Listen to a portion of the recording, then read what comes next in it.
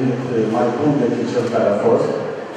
Vă doresc multă sănătate cu ocazia zilelor acestea de sărbătoare și multe și alese binecuvântări de la Dumnezeu.